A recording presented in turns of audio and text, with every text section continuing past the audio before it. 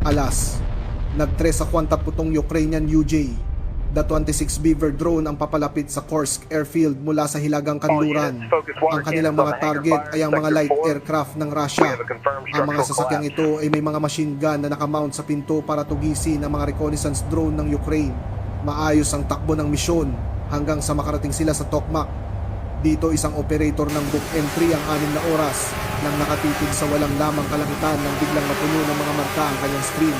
7 tuldok ang lumitaw sa layong 42 kilometro, kalat sa loob ng 2 kilometrong airspace.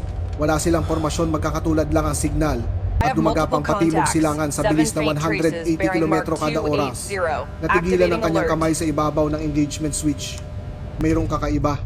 Ang bawat drone ay paulit-ulit na nagsasama at nagiging individual sa kanyang scope.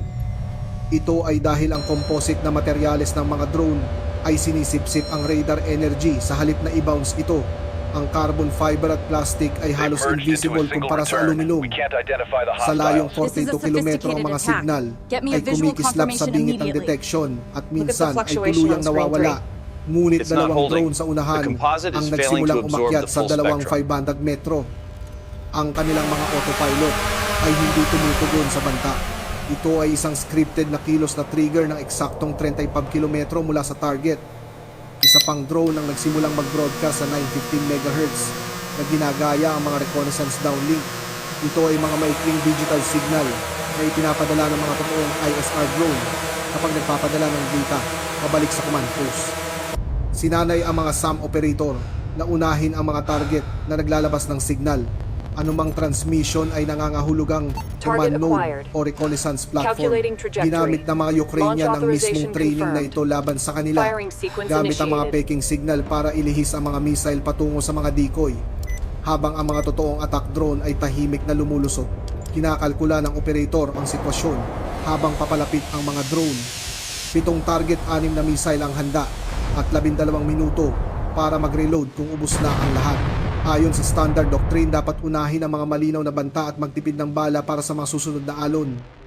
Kung sunod-sunod ang pagpapaputok, ang unang pagsabog ang magiging basihan para sa mga susunod.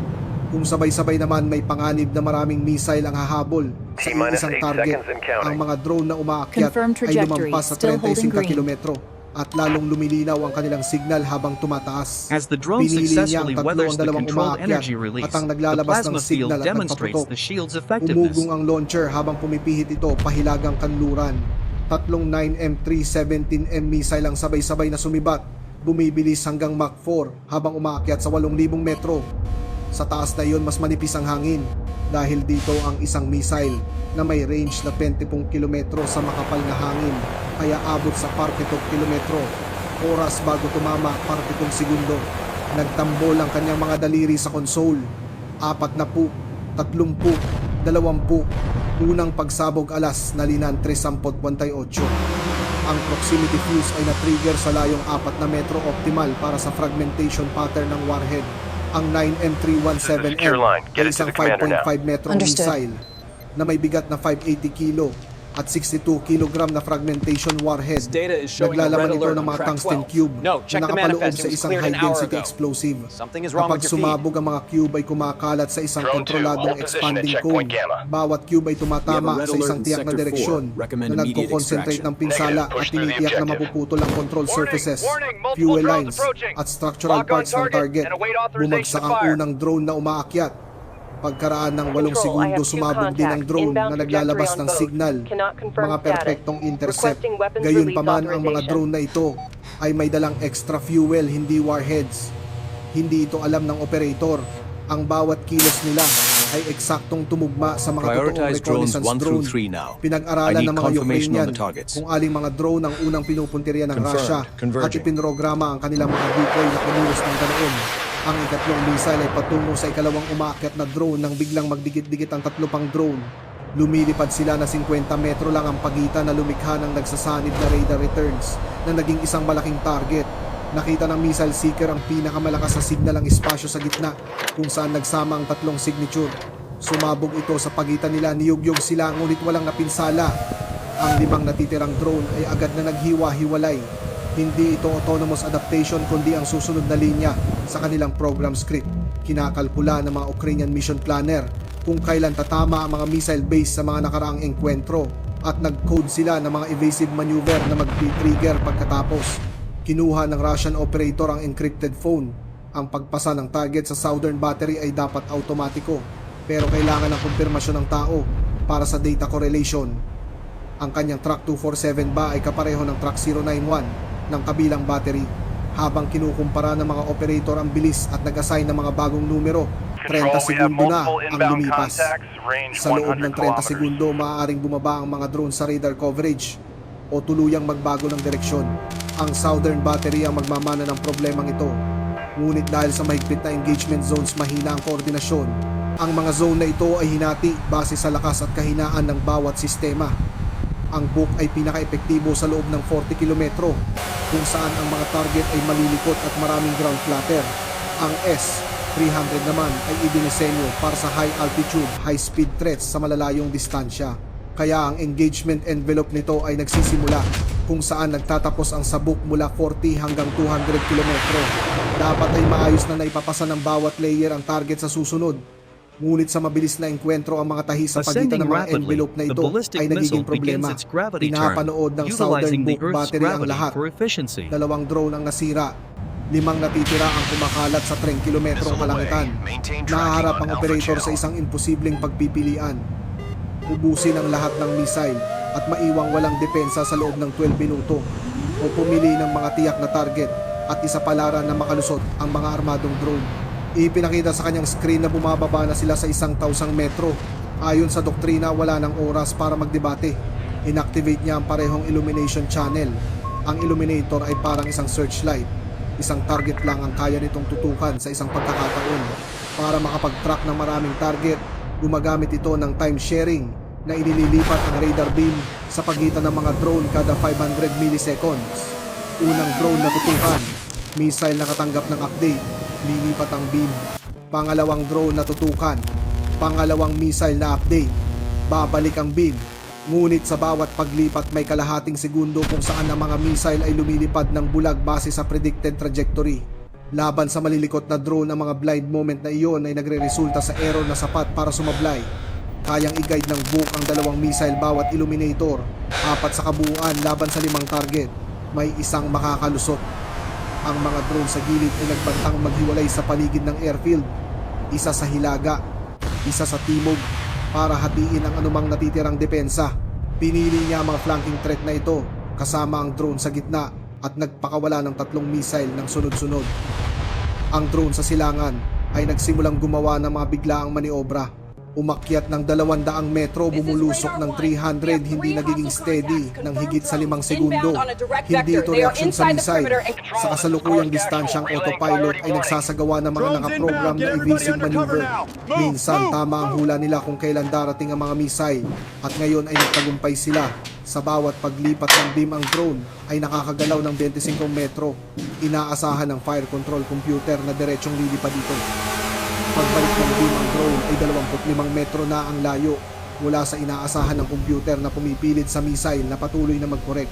Dahil dito, nauubos ang fuel ng missile sa mga force adjustment. Ang drone sa kanluran ay tuloy-tuloy na bumaba sa 500 metro kung saan makukontamina ng ground clutter ang radar returns. Ang drone sa gitna ay bumulusok ng husto nawawala sa ilalim ng radar horizon sa 2 metro. Pinanood ito ng operator na mawalang nagtitiwalang ang S-300 battery sa likod niya ang bahala dito. Tinamaan ng Western missile ang target nito. Isa na namang decoy ang sumabog. Nahirapan ng Eastern missile sa maneuvering target.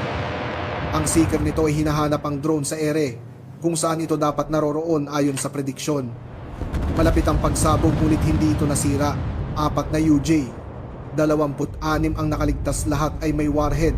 Lahat ay nasa ibaba ng 500 metro at ngayon 60 kilometro na lang ang layo mula sa Kursk. Ngunit ang paglusot sa Buk ang madaling bahagi. Ngayon darating ang mahirap na bahagi.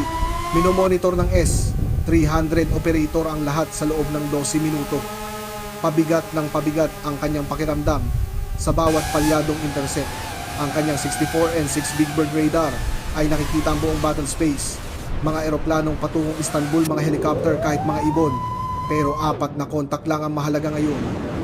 Ang mga drone na nakaligtas sa 2 battery at patuloy na dumarating. Dalawa ang lumilipad sa 800 metro, sinusundan ang M18 highway patimog silangan. Ang iba ay pasulput-sulput lang kapag napipilitang umakyat sa 100 metro dahil sa terrain. Ang mga drone ay nagnanavigate gamit ang inertial dead reckoning na itinutuwid ng mga optical landmark.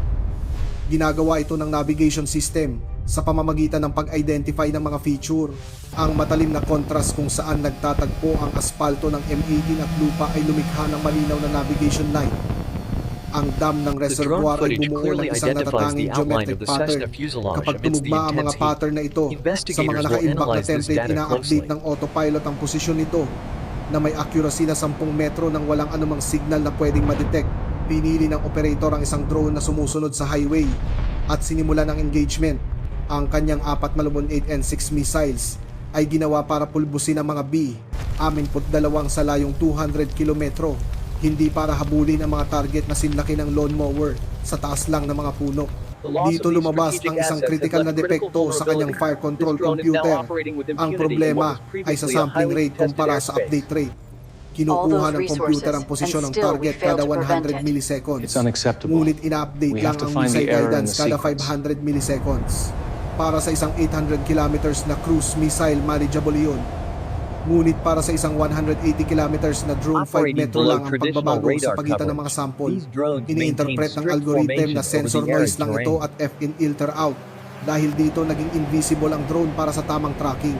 Inaasahan ng software ang isang target na may bilis na 800 kilometers pataas. Kapag binigyan ito ng 180 kilometers na drone, nasisira ang mga algorithm para kang gumagamit ng sniper scope para asintahin ang sarili mong sapatos. Gayunpaman, tumaas ang launcher ng halos patayo. Gagamitin ng missile ang tinatawag na gravity turn, kung saan ginagamit nito ang hila ng mundo para kurbahin ang kanyang lipad. Ilulunsad ito patayo para malampasan ang ground clutter at mabilis na tumaas. Habang bumibilis, unti-unti itong hihilig, ipinagpapalit ang vertical speed para sa horizontal distance.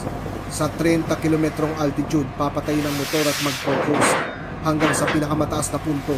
Ang missile ay magiging isang ballistic projectile na susunod sa isang perpektong parabola. Sa tuktok, yuyuko ito at bubulusok pababa. At Apogee, the Bibilis missile ito coasts pabalik sa through the Mach thin 6 upper dahil sa atmosphere gravity para before sa terminal executing its phase. critical pitch over Magandang maneuver. physics, pero ipinapalagay nito na ang target ay nandoon kung saan hinulaan ng matematika sa loob ng 85 segundo. Sinusundan ng drone ang highway dahil iyon ang idinidikta ng terrain. Ang mga linya ng kuryente at release ng tren ang tanging mga koridor na may radar masking. Alam ng magkabilang panig ang mga daanan. Ang labanan ay nasa timing, hindi sa sorpresa. Ngunit hindi nito napigilan ang kahinaan sa disenyo ng armas. Kapag nasa himpapawid na ang command link, ay nagpapadala lamang ng steering updates, hindi distract commands. Ipinagpalagay ng mga Russian designer na anumang target na karapat-dapat sa isang 48 N6 ay karapat-dapat sirain. Walang pag-aalinlangan, walang recall.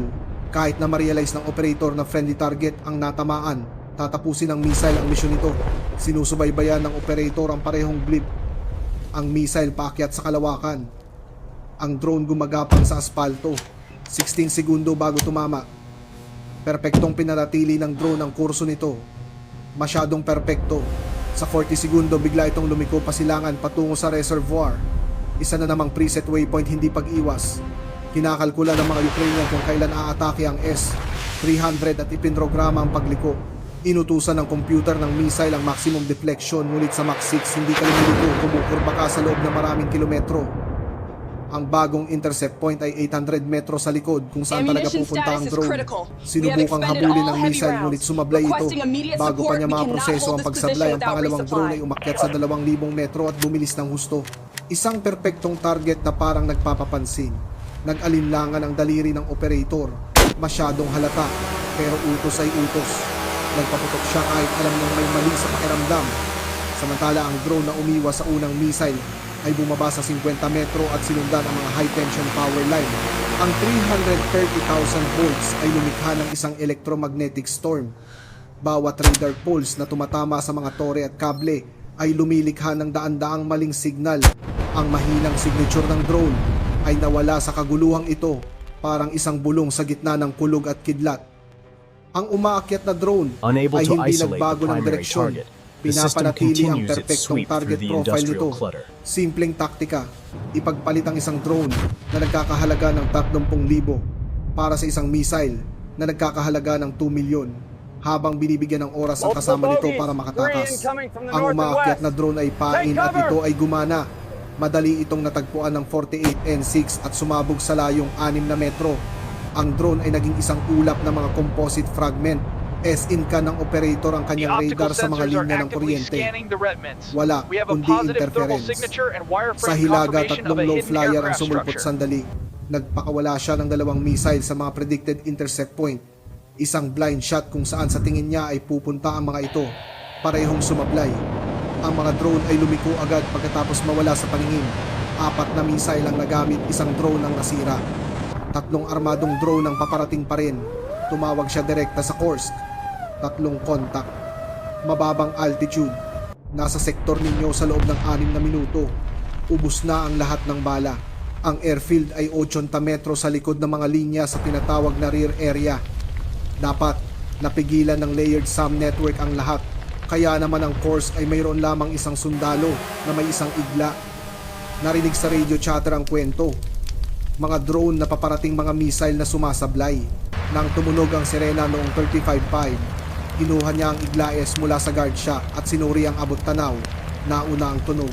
Hindi dagundong ng jet o lagapak ng helicopter, kundi parang isang lawnmower iba sa anumang sasakyang panghimpapawid ng militar. Isang itim na cruise ang unti-unting lumitaw. 3 metro ang lapad, 500 metro ang taas papalapit sa bilis ng sasakyan sa highway. Ang seeker ng igla ay naghahanap ng init.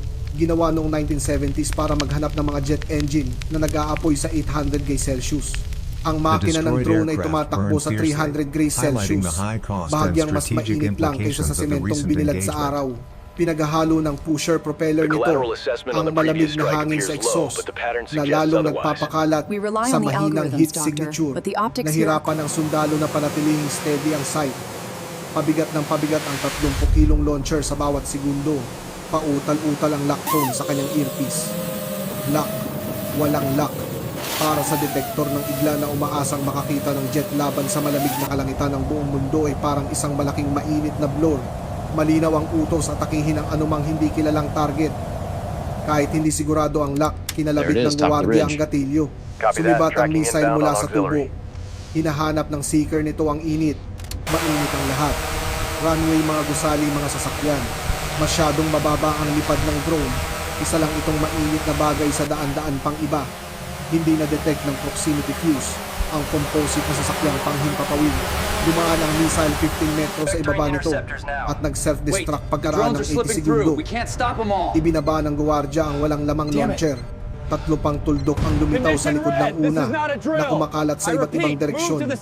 Pinipilit nito ang mga defender na hatiin ang kanilang atensyon. Kahit may mas maraming missile, isang 90-degree sector lang ang kaya niyang harapin sa isang pagkakataon. Ang nangungunang drone ay inactivate ang optical system nito. Sa layong 2 kilometros inka ng mga nakaparadang sasakyang panghimpapawid. Alam na mga Ukrainian kung saan titingin.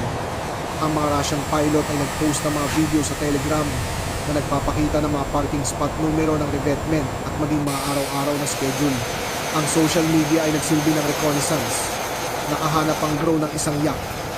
52 sa isang northern revetment. Kinakalkula ng autopilot 15 degrees pakanan, panatilihin ang altitude 1,800 metro at bumulusok sa 60 degrees. Nagsimula ang pagbulusok noong 1356. Ang warhead ay simple ngunit epektibo. 20 kilo ng TNT na pinalilibutan ng tungsten fragmentation sleeve. Hindi para sa penetration kundi para sa purong blast effect. Ang mga fragment ay kakalat sa loob ng 50 metrong radius. Ngunit ang tunay na mapanira ay ang overpressure, ang blast wave na yuyupi sa mga aluminum structure na parang mga latang walang laman. Ang warhead ay na-arm sa 200 metro. Tumama ito sa bilis na 60 metro kada segundo na tumagos sa aluminum na parang tissue paper. Sumabog ang warhead sa loob ng fuel tank. Ang aviation fuel ay hindi sumasabog na parang sa pelikula. Ito ay nag-deflagrate na susunog ng subsonic, ngunit lumilikha ng napakalaking overpressure. Bumiyak ang tangke na nagpakalat ng 120 litro ng nag-aapoy na gasolina. Nilamon ng fireball ang yak. 52 sa mission loob lang ng complete. ilang sandali. The unmanned Ang aircraft pangalawang head for the drone ay horizon. umikot 5 The kilometro sa strikes were hilaga deemed naghihintay, successful by the Pentagon. habang ang kamera nito ay nakalock sa profile ng isang Cessna laban sa mga apoy.